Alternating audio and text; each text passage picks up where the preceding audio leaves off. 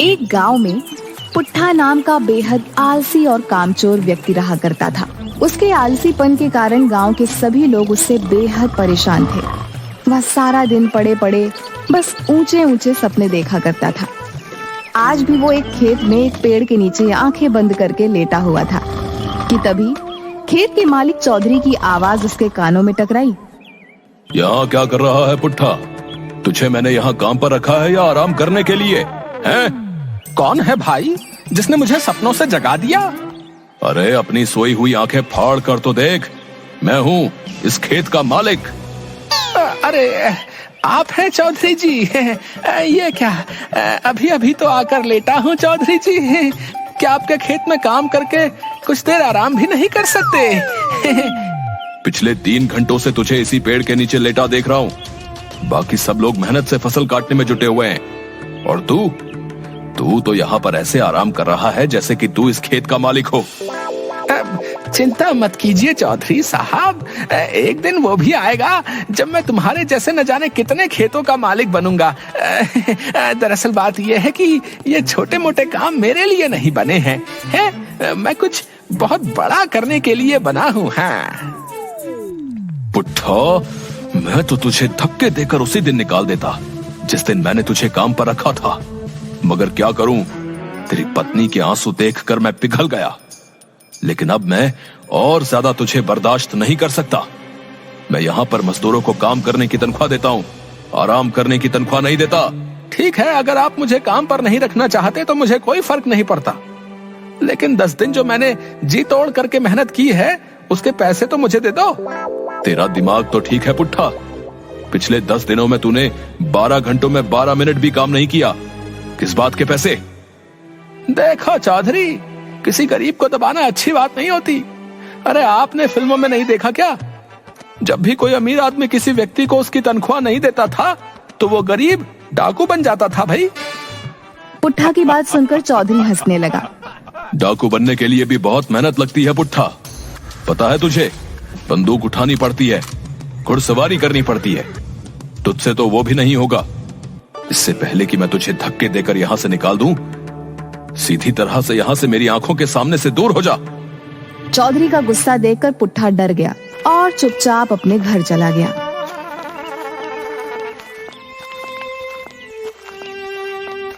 दोपहर के वक्त पुट्ठा को घर पर देखकर उसकी पत्नी शर्मीली को गुस्सा आ गया। अरे इतनी जल्दी काम से कैसे आ गए? तुम्हारा काम तो शाम को खत्म होता है ना? चौधरी ने मुझे काम से निकाल दिया। काम से निकाल दिया? लेकिन क्यों? अरे मैं उसके खेतों में 10 मजदूरों के बराबर जी तोड़ मेहनत करके काम कर रहा था। कुछ मिनट पेड़ के नीचे आराम करने के लिए क्या बैठ गया है, वो बुरी तरह से भड़क गया।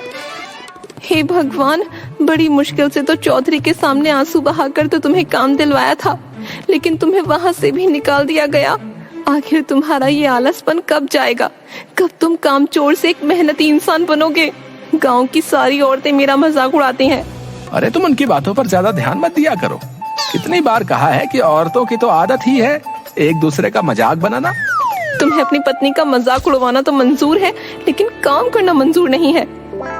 अरे और पत्नियों को तो शिकायत रहती है कि उनके पति उनके साथ ज्यादा समय नहीं बिता पाते। तुम्हें तो खुश होना चाहिए शर्मिली कि तुम्हारा पति तुम्हारे हमेशा आसपास रहता है। इस तरह से तुम्हारे आसपास होने से मुझे क्या फायदा? इससे तो अच्छा तुम गायब हो जाओ। रसोई घर में कल रात ही आटा खत्म हो गया और राशन भी बिल्कुल नहीं है। मुझे कोई मतलब नहीं है, कहीं से भी लाओ पर राशन लेकर आओ। मैं राशन कहाँ से लेकर आऊंगा शर्मिली? चौधरी ने मुझे 1 पैसा भी नहीं दिया। पैसे काम करने के दिए जाते हैं, आराम करने के लिए नहीं दिए जाते। जो भी हो, मैं तुम्हें काम पर लगवाते लगवाते तंग आ चुकी हूँ। जाओ किसी से उधार मांग कर लाओ या डाका डाल कर लाओ, लेकिन आज तुम्हें महीने भर का राशन लेकर आना है। उसके बाद तुम महीने भर आराम से चाहे तो सोते रहना। मैं तुमसे कुछ नहीं बोलूंगी। और सुनो, राशन लिए बगैर घर में घुस मत जाना। इतना कहकर शर्मिली ने वहाँ रखा चाकू गुस्से से उठा लिया। ये क्या कह रही हो शर्मिली? मैं तुम्हारा पति हूँ, क्या तुम मुझे मारकर विधवा बनोगी? इससे तो अच्छा मैं विधवा ही सही रहूंगी। कम से कम मुझे सुकून तो होगा कि मैं विधवा हूँ, मेरा पति मर चुका है। शर्मिली का गुस्सा देख पुट्ठा तुरंत बाहर आ गया और बड़बड़ाते हुए बोला, हे भगवान, बच गया आज। ये शर्मिली को आज क्या हो गया? आज तो मेरी खैर नहीं। आज तो शर्मिली ने साक्षात काली का रूप ले लिया। लेकिन मैं राशन कहाँ से लेकर आऊंगा? गांव के हर व्यक्ति से तो मैं उधार मांग चुका हूँ। कोई तरकीब तो निकालनी पड़ेगी, नहीं तो आज शर्मिली मुझे नहीं छोड़ेगी। हाँ। तभी शर्मिली अंदर से चीख कर बोली, बाहर खड़े मत रहो, महीने भर का राशन लेकर आओ। जाता हूँ। पुट्ठा तेजी से बाजार की ओर चल दिया।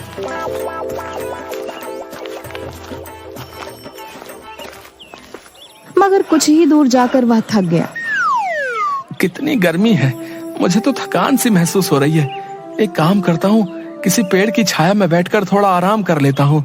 हाँ, और वहीं बैठकर कुछ सोचता हूँ कि ये राशन पानी का जुगाड़ कहाँ से किया जाए। पुट्ठा एक पेड़ के नीचे जाकर आंख बंद करके लेट गया। तभी उसके कानों में किसी साधु की कड़कदार आवाज टकराई। उठ जा कामचोर, यहाँ क्यों लेटा है? पुट्ठा ने देखा कि एक साधु उसे गुस्से से घूरे जा रहा था। अब तुम्हें मेरे यहाँ आराम करने से क्या दिक्कत होने लगी साधु जी? हैं? मुझे परेशान मत करो। अच्छा खासा मैं सपनों की दुनिया में खोया हुआ था। जिस पेड़ के नीचे तू सपने देख रहा है वो पेड़ मेरा है। क्यों? इस पेड़ पर तुम्हारा नाम लिखा है क्या? हैं? इस समय मैं इस पेड़ के नीचे बैठकर तपस्या करता हूँ। तपस्या करनी है साधु जी तो हिमालय की चोटी में जाकर तपस्या करो, भगवान प्रसन्न होंगे। मैं तेरे बारे में सब जानता हूँ। तो इसमें नई बात क्या है? मैं इसी गांव का रहने वाला हूँ, वो तो सभी जानते हैं। मैं जानता हूँ कि तू इस वक्त क्या सोच रहा है। पुट्ठा उठकर खड़ा हो गया। क्या सोच रहा हूँ बताओ? तू सोच रहा है कि तू महीने भर का राशन कहाँ से लेकर आएगा और कैसे लेकर आएगा। अरे आप तो वाकई बहुत पहुंचे हुए साधु हैं, लेकिन इससे मुझे क्या घंटा फर्क पड़ता है? अरे मन की बात है तो बहुत से साधु बता देते हैं, पर मदद कोई नहीं करता। पुट्ठा की बात सुनकर साधु मुस्कुराते हुए बोला, अगर मैं तेरी मदद करूंगा तो क्या तू मेहनती बनेगा? जब तुम मेरी मदद करके मुझे धन दौलत दे दोगे तो मुझे मेहनती बनने की क्या जरूरत है? लेकिन वो सब बातें बात की हैं, तुम मेरी मदद कैसे कर सकते हो? पुट्ठा की बात सुनकर साधु ने अपना हाथ हवा में घुमाया कि अचानक एक मुर्गी साधु के हाथ में आ गई। अरे साधु जी, आप तो जादूगर भी मालूम होते हो। ये जादू नहीं मूर्ख, सिद्धि है। तुझ जैसा आम इंसान नहीं समझेगा। अब मेरी बात को ध्यान से सुन। इस मुर्गी को अपने घर ले जा। क्या साधु जी हैं? इस मुर्गी का भला मैं अचार डालूंगा? अरे मैं और मेरी पत्नी तो शाकाहारी हैं। मूर्ख व्यक्ति, पहले मेरी बात तो पूरी सुन। ये मुर्गी रोज एक अंडा देगी। समझ गया साधु महाराज, आगे बोलने की जरूरत नहीं है। और मैं उस अंडे को बाजार में बेच दूं? मूर्ख, ये तुझे रोज सोने का अंडा देगी। तू उस सोने के अंडे को रोज बाजार में बेच आना। धीरे धीरे करके तू अमीर हो जाएगा और तेरे सारे सपने पूरे हो जाएंगे। इसमें तो बहुत वक्त लग जाएगा साधु जी।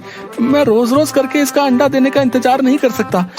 मुझे आप ऐसी मुर्गी दे दीजिए जो एक बार में ही ढेर सारे सोने के अंडे दे दे, और फिर ये मुर्गी तो कल से अंडा देगी। मुझे तो अभी महीने भर का राशन लाना है। साधु ने क्रोधित होकर अपना हाथ दोबारा हवा में लहराया और मुर्गी गायब हो गई। तू सिर्फ कामचोर ही नहीं बल्कि मूर्ख भी है।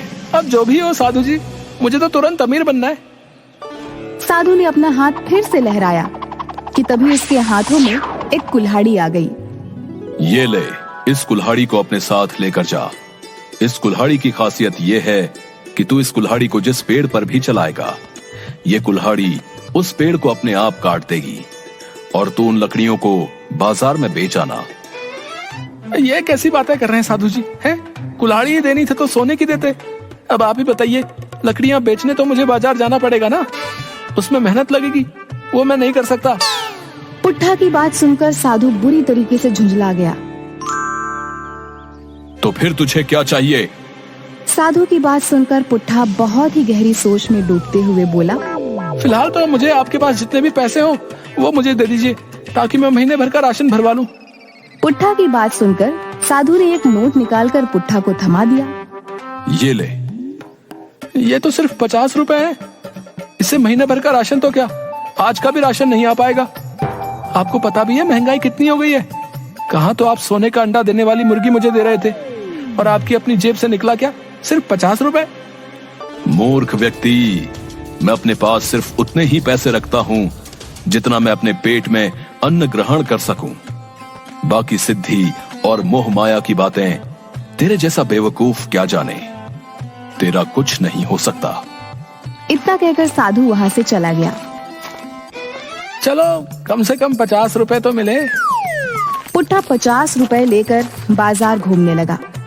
तभी पुट्ठा की नजर गांव में बनी एक नई छोटी सी दुकान पर पड़ी, जहां पर गरम गरम समोसे बन रहे थे। लगता है ये दुकान नई है और समोसे बनाने वाला भी इस गांव में नया लगता है। ये समोसे की खुशबू बहुत अच्छी आ रही है। चलो एक काम करता हूँ, कुछ समोसे इसी 50 रुपए के खरीद लेता हूँ। अगर राशन का जुगाड़ नहीं हुआ तो शर्मिली समोसे खाकर ही पेट भर लेगी। कम से कम समोसे खाकर उसका गुस्सा तो शांत हो जाएगा।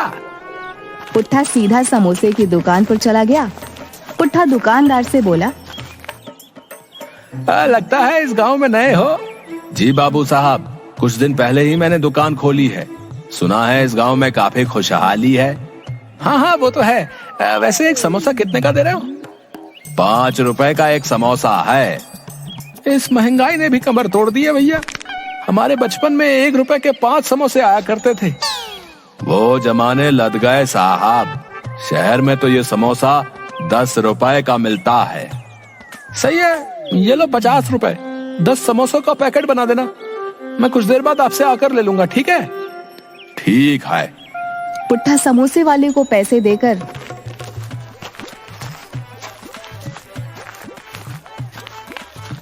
बाजार में इधर उधर नजरें दौड़ाने लगा। तभी उसकी नजर एक राशन की दुकान पर पड़ी। पुट्ठा उस दुकान में घुस गया। ये लो झोला और महीने भर का राशन भर दो, और पैसे हिसाब में लिख लेना। मैं अगले महीने दे दूंगा, ठीक है? तेरा दिमाग तो ठीक है पुट्ठा, हैं? अबे तूने तो पिछली उधारी ही नहीं चुकाई। पिछले 6 महीने से तू मुझसे यही कह रहा है कि कल दे दूंगा, कल दे दूंगा। मेरे पैसे देना तो दूर, तू उल्टा उधार मांगने वाला चला आया। भाग यहाँ से।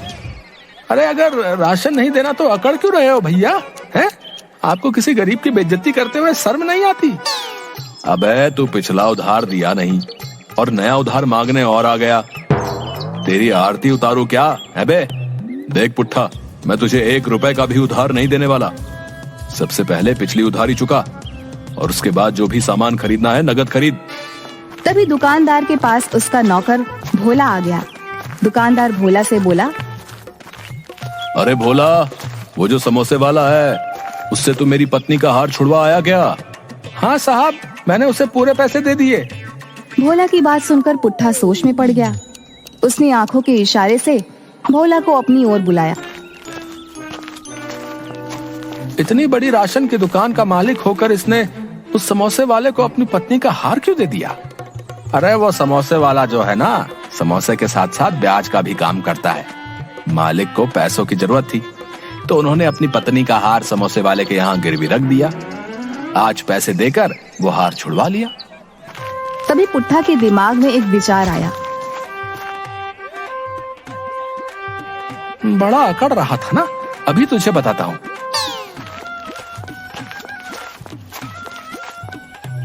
पिछली उधारी कितनी थी मेरे ऊपर? सब मिलाकर पूरे 5000 रुपए। मैं जानता था तुम मुझे उधार नहीं दोगे, इसीलिए मैं अपनी पत्नी की अंगूठी चुपके से ले आया था, और मैंने उसे 10,000 रुपए में समोसे वाले के पास गिरवी रख दिया था। तुम एक काम करो, पूरे 5,000 रुपए का राशन मुझे दे दो, और अपने नौकर भोला को मेरे साथ समोसे वाले के यहाँ भेज दो। मैं समोसे वाले से पैसे दिलवा लूंगा। पुट्ठा की बात सुनकर दुकानदार सोच में पड़ गया। तेरी बीवी के पास सोने की अंगूठी कहाँ से आई बे? अरे मैं कामचोर हूँ, लेकिन मेरी बीवी अच्छे परिवार की है। उस बेचारी को तो पता भी नहीं है कि मैंने उसकी अंगूठी गिरवी रख दी है। दुकानदार ने पुट्ठा की बात पर यकीन कर लिया और पूरे 5,000 का राशन उसे दे दिया और भोला को पुट्ठा के साथ भेज दिया। पुट्ठा उस समोसे वाले से दूर जाकर खड़ा होकर बोला, अरे समोसे वाले भैया। जी भैया। वो 10 का पैकेट तुम भोला को दे देना। ठीक है भैया। भोला ने समझा कि पुट्ठा 10,000 रुपए की बात कर रहा है। पुट्ठा भोला से बोला, 10 का पैकेट ले, अपने मालिक के मुंह पर मार देना।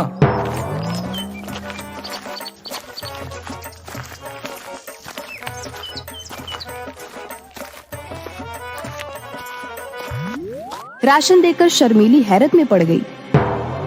ये महीने भर का राशन कहाँ से ले आए तुम?